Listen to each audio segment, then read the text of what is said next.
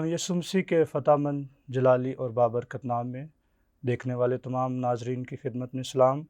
मेरा नाम पास्टर उबैद यासीन है और मेरा ताल्लुक़ क्रिश्चियन कॉलोनी बर्फ़ खाना से है।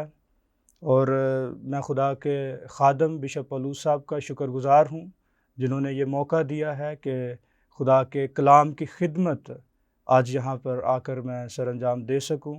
उनकी सारी टीम के लिए, उनकी सारी खिदमत के लिए, उनके सारे पैशन के लिए जो वो कर रहे हैं, हम खुदा के शुक्रगुज़ार हैं।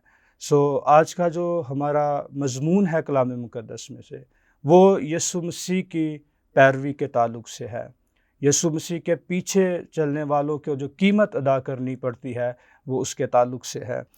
इससे पहले कि हम अपने सरमन का आगाज़ करें, कलाम मुक़द्दस में से हम एक हवाला तिलावत करेंगे। नए अहदनामा में से मुक़द्दस मत्ती रसूल की मार्फत लिखा गया इंजीली बयान, उसका 8वां बाब और उसकी 18वीं आयत से लेकर 22वीं आयत तक मैं तिलावत करूँगा। कलाम मुक़द्दस में लिखा है, जब यीशु ने अपने गिर्द बहुत सी भीड़ देखी तो पार चलने का हुक्म दिया और एक फ़कीहा ने पास आकर उससे कहा, ए उस्ताद, जहाँ कहीं तू जाएगा मैं तेरे पीछे चलूँगा।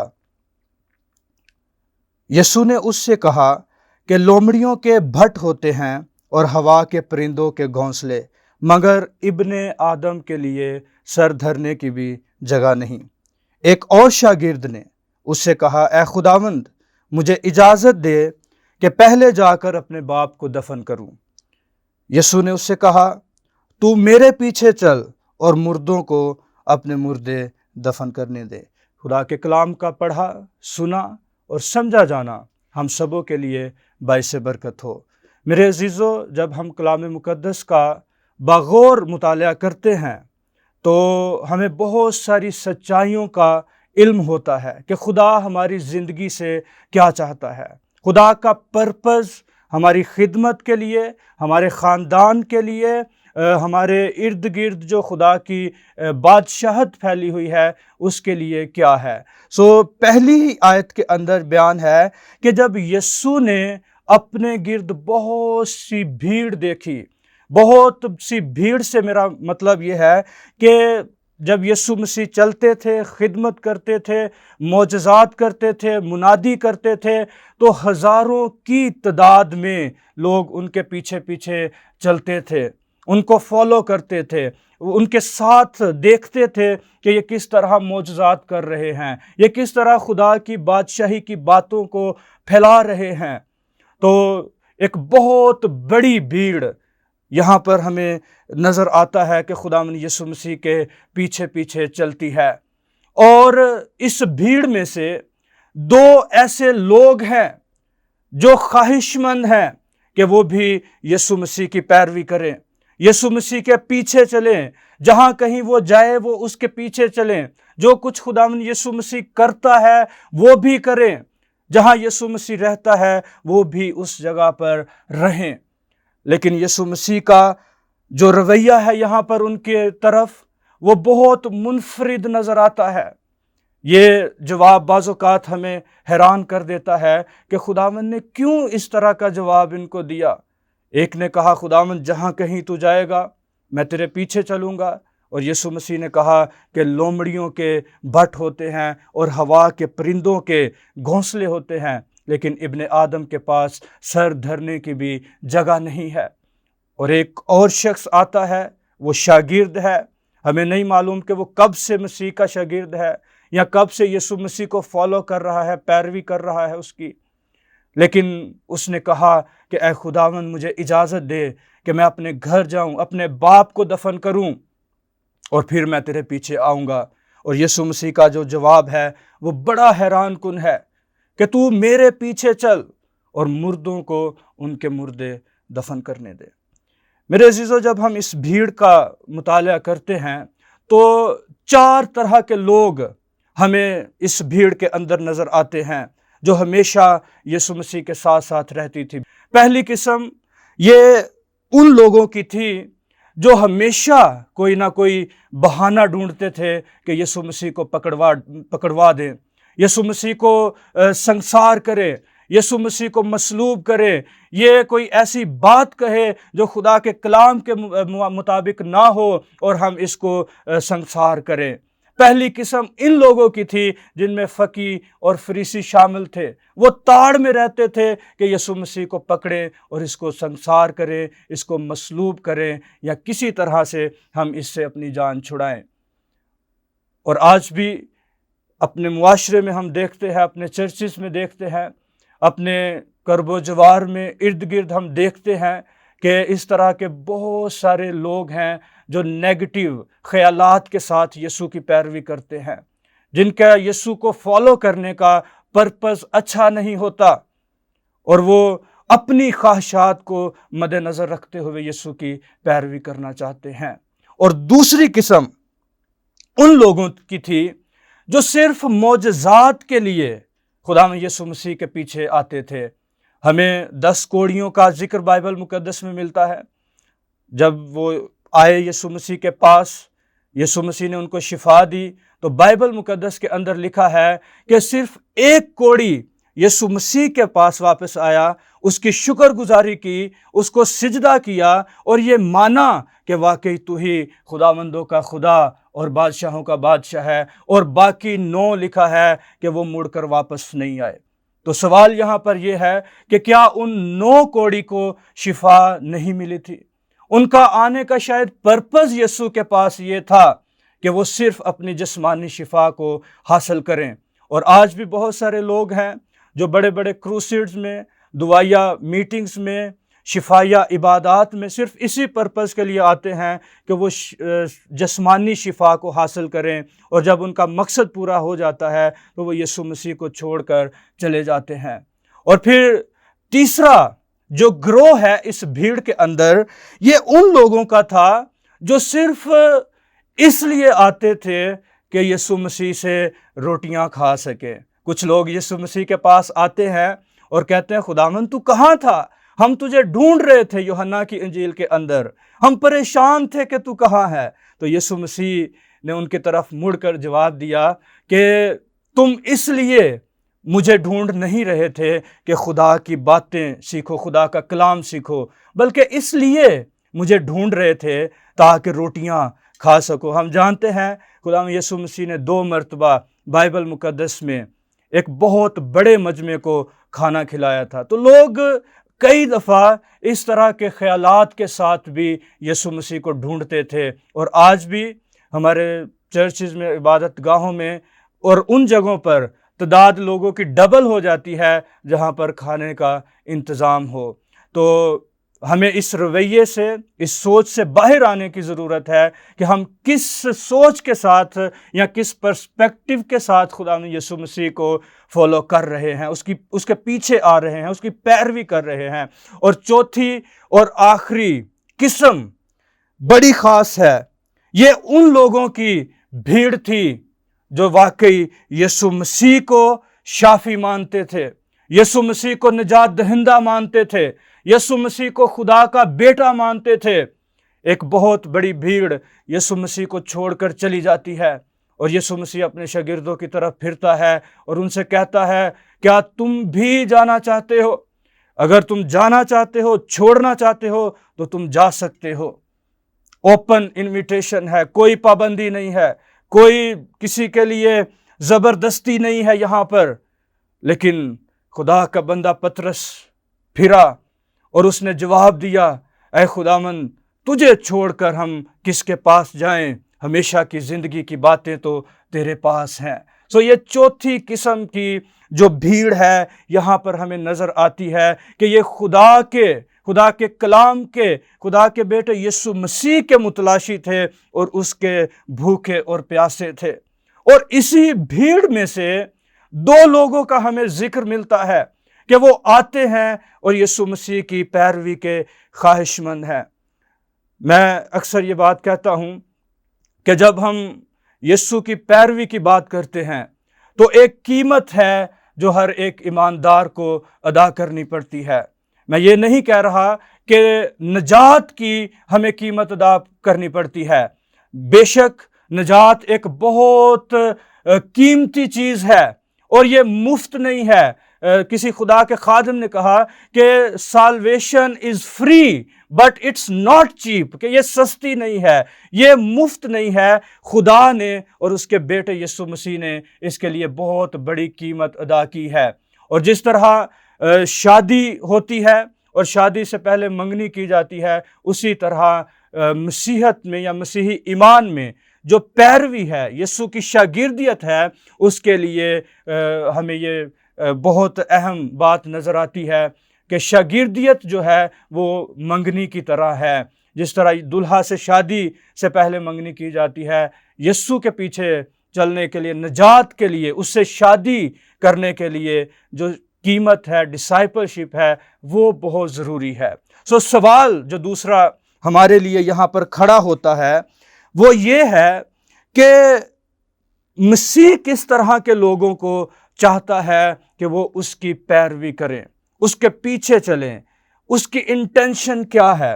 پہلی بات جو اس پیسج کے اندر ہمیں نظر آتی ہے وہ یہ ہے کہ خدا ہماری زندگی میں نمبر 1 پر ہو، اس کی خدمت، اس کا کلام، اس کے کلام کی باتیں جو ہیں وہ ساری چیزوں سے بڑھ کر ہمیں نظر آتی ہیں۔ اس شاگرد نے کہا کہ پہلے مجھے اجازت دے، لیکن یسوع مسیح کیا سکھانا چاہ رہا ہے کہ پہلے خدا کو تلاش کرو، پہلے خدا کی راست بازی کو اور اس کی بادشاہی کو تلاش کرو۔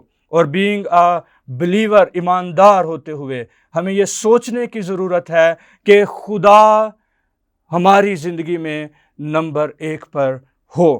یہاں پر یہ شخص کہتا ہے، یہ فقیہ ہے اور کہتا ہے کہ استاد جہاں کہیں تو جائے گا میں تیرے پیچھے چلوں گا۔ اس کی انٹینشن ہمیں غلط نظر آتی ہے کیونکہ یہ فقیہ ہے، یہ شرع کا عالم ہے، یہ خدا کے کلام کو جانتا اور سمجھتا ہے۔ اور دوسرا شخص لکھا ہے یہ شاگرد ہے اور یہ کہہ رہا ہے خداوند مجھے اجازت دے کہ پہلے میں جا کر اپنے باپ کو دفن کروں، اس کی تدفین کا کام کروں اور پھر میں تیرے پیچھے چلوں۔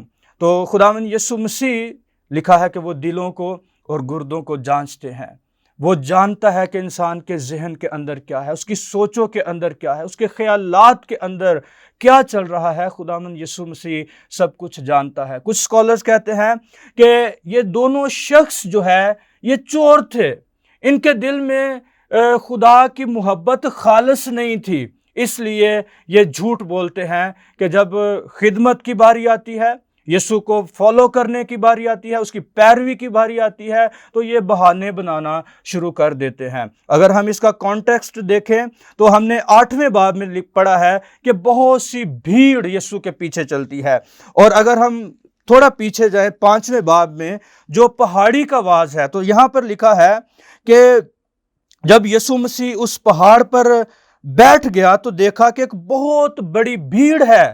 یہ 5ویں باب سے لے کر 8ویں باب تک ایک ہی پیغام ہے خداوند یسوع مسیح کا، اور یہ بھیڑ مسلسل یسوع مسیح کے ساتھ لکھا ہے کہ وہ اس بھیڑ کو دیکھ کر پہاڑ پر چڑھ گیا، اور جب بیٹھ گیا تو اس کے شاگرد اس کے پاس آئے اور وہ اپنی زبان کھول کر ان کو تعلیم دینے لگا۔ اور پھر چلتے چلتے یہ بھیڑ ہمیں 6 باب کے اندر بھی نظر آتی ہے، 7ویں باب کے اندر بھی نظر آتی ہے، 8ویں باب میں بھی لکھا ہے شروع میں کہ جب وہ اس پہاڑ سے اتر رہا تھا تو بہت سی بھیڑ اس کے پیچھے ہو لی۔ اور جو ٹیکسٹ ہم نے ابھی تلاوت کیا ہے اس کے اندر بھی ہمیں لکھا ہے کہ بہت بڑی بھیڑ مسلسل 5ویں باب سے لے کر 6، 7ویں اور 8ویں باب تک ہمیں نظر آتی ہے۔ تو سوچنے کا مقام یہ ہے کہ یہ شخص جس کا باپ مر چکا ہے، یہ اس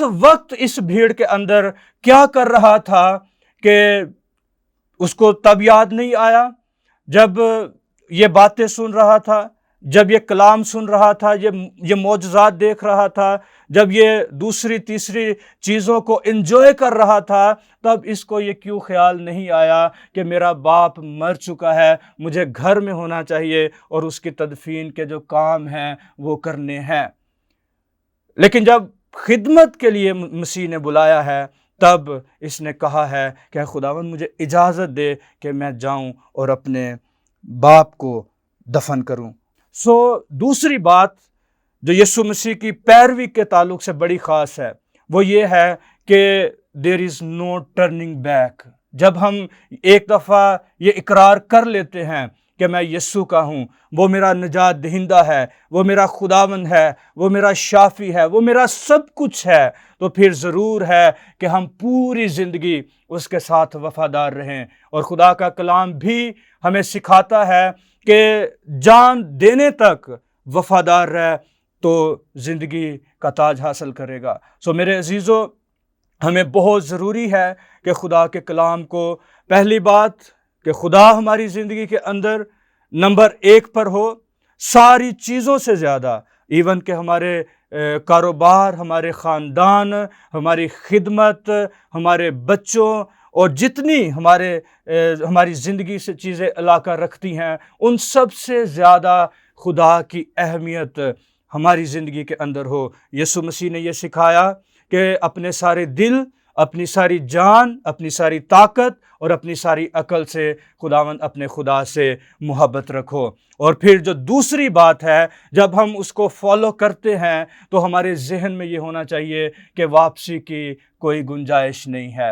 ہم پرانے عہد نامے میں سے 2 مثالوں کو دیکھیں گے کہ جن کی زندگی نہیں ہو گئی، خدا نے بہت جلالی کام کیا، لیکن پرانی انسانیت اور پرانے کام ان کی زندگی میں بار بار نظر ہمیں آتے ہیں، اور رزلٹ کیا ہوتا ہے کہ وہ اپنی منزل، اپنی ڈیسٹینیشن یا خدا کے ساتھ جو تعلق ہے، رشتہ ہے، اس میں وہ کمزور ہو جاتے ہیں۔ پہلی مثال ہے قوم بنی اسرائیل کی، جن کو خدا بڑی قدرت کے ساتھ غلامی کے ملک سے نکال کر لایا ہے، اور خدا نے اپنے ہاتھ کو ظاہر کیا ہے، بڑے بڑے اور جلالی معجزات کیے ہیں ان کے لیے، اور خدا دن کے وقت ان کے لیے آسمان پر بادل کی صورت اختیار کر رہا ہے، اور رات کو خدا آگ کے ستون میں ان کے آگے آگے چل رہا ہے۔ جب ان کو پیاس لگتی ہے، خدا اس چٹان میں سے جو ان کے ساتھ ساتھ چلتی تھی ان کو پانی مہیا کرتا تھا، اور جب ان کو بھوک لگتی ہے آسمان سے من نازل ہوتا ہے۔ لیکن خدا کی اس بڑی قدرت کے باوجود جب وہ بیابان کے اندر ہیں، ان کا دھیان، ان کی سوچ وہ مصر کی پرانی سبزیوں، مصر کے گوشت، مصر کی ہانڈیوں پر لگی ہوئی ہے۔ بار بار وہ واپسی کی طرف دیکھتے ہیں، وہ اپنے خیالات کو، اپنی زندگی کو بار بار مصر کی غلامی کی طرف لے کر جاتے ہیں۔ شاید وہ عارضی طور پر بھول گئے تھے کہ مصر میں وہ کتنا دکھ اٹھاتے تھے۔ لکھا ہے کہ وہ غلامی کے سبب سے آہ بھرتے تھے اور روتے تھے، گڑ گڑاتے تھے، اور خدا کی آواز، ان کی آواز، ان کا رونا خدا تک جب پہنچا تو خدا خود اترا ان کو چھڑانے کے لیے، ان کو بچانے کے لیے، اور خدا نے بچایا، چھڑایا، لیکن بار بار وہ اپنی پرانی زندگی کی طرف لوٹنے کی کوشش کرتے، اور اس کا نتیجہ کیا ہوا کہ لکھا ہے کلام مقدس میں، نئے عہد نامے میں بھی، کہ ان میں سے 72 راستے میں ہلاک ہو گئے۔ اور دوسری بات ہمیں لوط کے خاندان میں سے نظر آتی ہے، اس کی بیوی کے تعلق سے، جب خدا کا فرشتہ اترا ہے وہاں پر ان کو چھڑانے کے لیے، ان کو رہائی دینے کے لیے، ان کو بچانے کے لیے، تو خدا کے فرشتے نے ان کو ہدایت دی کہ وہ پہاڑ جو میں تمہیں بتاتا ہوں وہاں پر جا کر ٹھہر جاؤ، وہاں پر تم محفوظ ہو، کوئی نقصان نہ تمہارے خاندان کو، نہ تمہیں، نہ تیرے جانوروں کو، کسی چیز کو نہیں پہنچے گا۔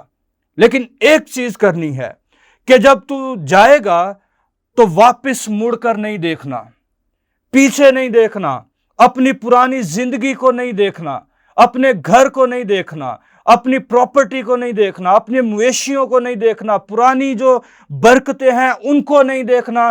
خدا تمہیں اس پہاڑ پر لے جائے گا اور تم محفوظ رہو گے۔ لیکن قصہ مختصر، ہم جانتے ہیں کہ لوط کی بیوی نے یہ غلطی کی اور پیچھے مڑ کر دیکھا۔ شاید وہ اپنے خاندانوں کو، اپنے دوستوں کو، اپنے رشتہ داروں کو اور دوسرے جو لوگ تھے اس جہالت کے اندر مبتلا جلتے ہوئے دیکھ کر ان کو برداشت نہیں کر پائی۔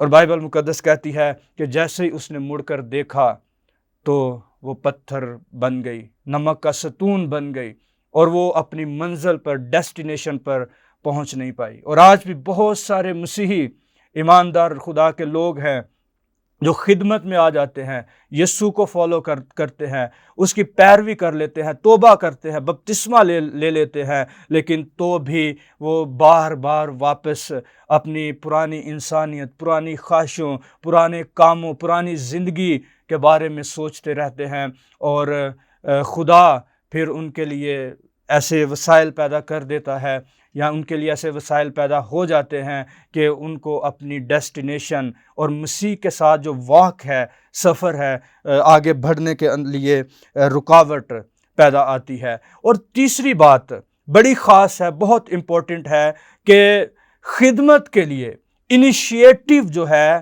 وہ ہماری طرف سے نہیں ہے، بلاوا جو ہے وہ خدا کی طرف سے ہے، مسیح کی طرف سے ہے۔ یسوع مسیح نے تعلیم دی اپنے شاگردوں کو کہ تم نے نہیں بلکہ میں نے تم کو چن لیا ہے، اور چننے کا مقصد بھی بیان کیا ہے کہ تاکہ تم بہت سا پھل لا سکو۔ یہ لکھا ہے کہ فقیہ ہے، شرع کا عالم ہے، یہ جانتا ہے چناؤ کے سارے پروسیس کو، لیکن دوسرے الفاظ میں یہ خداوند یسوع مسیح کے پاس آتا ہے اور کہتا ہے خداوند میں تجھے چنتا ہوں، تو مجھے کہاں لے کر جائے گا، کہاں پر رکھے گا، کیا کھانے کو دے گا، کیا پینے کو دے گا، کیا پہننے کو دے گا، کون سی جگہ پر تو مجھے رکھے گا۔ تو خداوند یسوع مسیح اس کو بڑا خوبصورت جواب دیتے ہیں کہ لومڑیوں کے بٹ ہوتے ہیں اور ہوا کے پرندوں کے گھونسلے، لیکن ابن آدم کے پاس سر دھرنے کی بھی جگہ نہیں۔ کیوں؟ کیونکہ انیشیٹو از ناٹ فرام اس، ہماری طرف سے نہیں ہے۔ ہاں، ہم اس کی کالنگ کو یس کہہ سکتے ہیں، اس کے بلاوے کو ہاں بول سکتے ہیں، لیکن خدمت سونپنا یہ خدا کا کام ہے۔ کسی کو نجات دینا یہ خدا کے فضل کی بدولت ہے، کسی کو بلانا یہ خدا کی اپنی خوبی کے اندر شامل ہے کہ وہ کسی کو بلائے، کسی کو خدمت دے، کسی کو اپنی خدمت کے لیے استعمال کرے۔ اسی لیے بہت ڈیفرنٹ آنسر اس شخص کو ملتا ہے، اور ہم بائبل مقدس میں سے دیکھتے ہیں، بالخصوص نئے عہد نامے میں سے جتنے بھی شاگردوں کو خدمت کے لیے چنا، خداوند یسوع مسیح نے خود ان کو بلایا۔ متی رسول کو یسوع مسیح نے خود دیکھا محصول کی چوکی پر بیٹھے ہوئے، اسی طرح پطرس کو، جتنے بھی شاگرد ہیں خداوند یسوع مسیح نے ان کو خود اپنی خدمت کے لیے بلایا، ان کو چنا، کیونکہ یسوع مسیح دلوں اور گردوں کو جاننے والا خدا ہے۔ وہ جانتا تھا کہ یہ وہ لوگ ہیں جو اپنا گھر، اپنا بار، اپنا خاندان خدا کی بادشاہت کے لیے چھوڑنے کے لیے بھی تیار ہیں۔ اور ہم جانتے ہیں کہ انہوں نے پہلی صدی کے اندر جب اپنا گھر چھوڑا ہے، اپنا خاندان چھوڑا ہے، اپنا کمفرٹ زون چھوڑا ہے، اپنا سب کچھ چھوڑا ہے، تو کس طرح سے یسوع مسیح کی انجیل کو، خوشخبری کو دنیا کے طول و عرض کے اندر پہنچا دیا ہے، کیونکہ ان کے اندر کوئی لالچ نہیں تھا، ان کے اندر کوئی دو نمبری نہیں تھی، ان کی زندگی کے اندر کوئی ایسی نیگیٹو بات ہمیں نظر نہیں آتی کہ خدا کی خدمت کے لیے کوئی لالچ ہو۔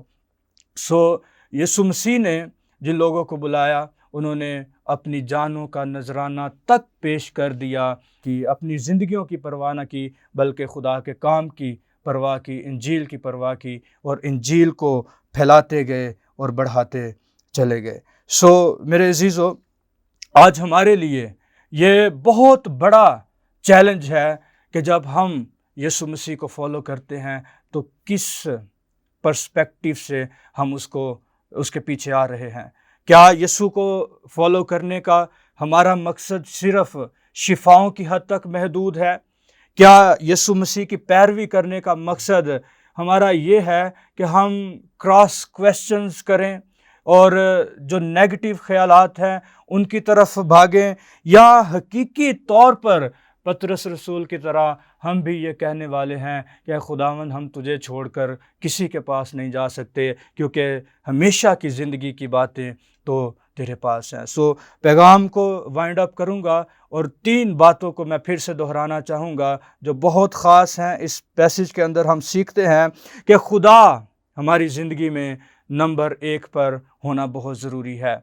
अगर हम उसको फॉलो करते हैं या कर रहे हैं या उसके शागिर्द हैं, तो सारी चीज़ों से ज़्यादा खुदा हमारी ज़िंदगी में अहमियत रखना बहुत ज़रूरी है। और फिर दूसरी बात जो हमने कलाम मुक़द्दस में सीखी है कि there is no turning back, वापसी की कोई गुंजाइश नहीं है। हमें आगे बढ़ना है और मंजिल तक पहुंचना है जो खुदा ने हमारे लिए मुकर्रर की हुई है। और तीसरी बड़ी ख़ास बात यह है कि इनिशिएटिव जो चुनाव है वो खुदा की तरफ से है, खुदा के बेटे यीशु मसीह की तरफ से है कि वो किसको बुलाता है और अपनी खिदमत के लिए मुकर्रर करता है।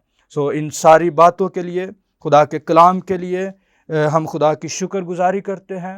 हम अपनी आंखों को बंद करेंगे, अपने सरों को झुकाएंगे। जो लोग घरों में या अपने सोशल मीडियाज़ पर या कहीं भी खुदा के कलाम को सुन रहे हैं, तो संजीदगी के साथ अपने दिलों में सोचेंगे कि मैं किस नीयत के साथ खुदा को फॉलो कर रहा हूँ। हम दुआ मांगेंगे और खुदा को के सपुर्द अपना आप करेंगे।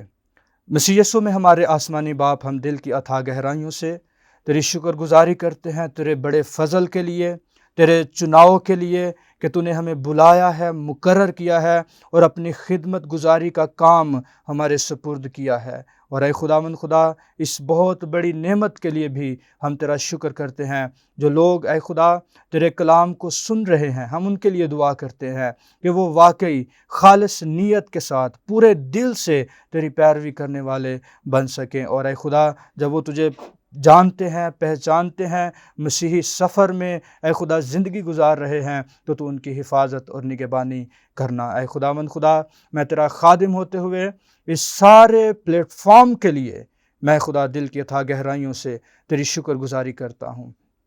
तेरे बंदा के लिए जिसके दिल में तूने अपना बोझ रखा है, खुदावंद बिशप पौलुस साहब के लिए, उनकी रोया के लिए तेरी शुक्रगुजारी हो कि तेरा कलाम घर घर तक, गांव गांव तक पहुँचे। और ऐ खुदावंद खुदा, ये वाकई फल लाए, ज़िंदगियाँ तब्दील हों और लोग बहुत से मसीही ईमान में मजबूत हो सकें। ऐ खुदावंद खुदा, उनकी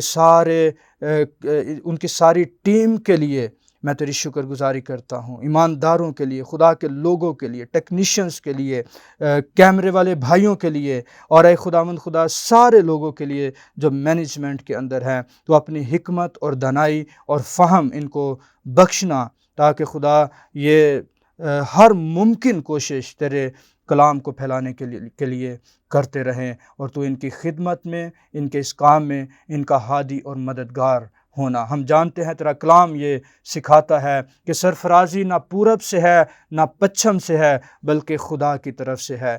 तो खुदा, तू इनके साथ होना, इनकी मुश्किलात को दूर करना, इनको शहरों शहरों में, देहातों में, गाँव में, दूर दराज के मुल्कों से भी ऐ खुदावंद ऐसे मददगार साथी फराहम करना जो इस काम को आगे बढ़ाने वाले हो सके। और ऐ खुदावंद खुदा, ये गुड शेफर्ड टीवी पूरी दुनिया के अंदर तेरी आसमान की बादशाही को फैलाने के लिए काम करता रहे। और ऐ खुदावंद खुदा, तेरा खादिम होते हुए आज के इस कलाम के लिए तेरी बड़ी शुक्रगुजारी करता हूँ। जिन्होंने तेरी आवाज़ को सुना है, कबूल किया है, ईमान लाए हैं, ऐ खुदावंद तो उनको बरकत देना और अपने काम को इसी तरह ऐ खुदावंद दिन दुगनी और रात चौगनी तरक्की बख्शना, बरकत देना, ताकि ऐ खुदावंद बहुत जल्द तेरा आसमान से इस दुनिया में दोबारा आना वापस हो सके। सो ये दुआ मांगते तेरे इकलौते बेटे अपने खुदावंद और मुनज्जी यीशु मसीह नासरी के नाम के वसीला से, आमीन।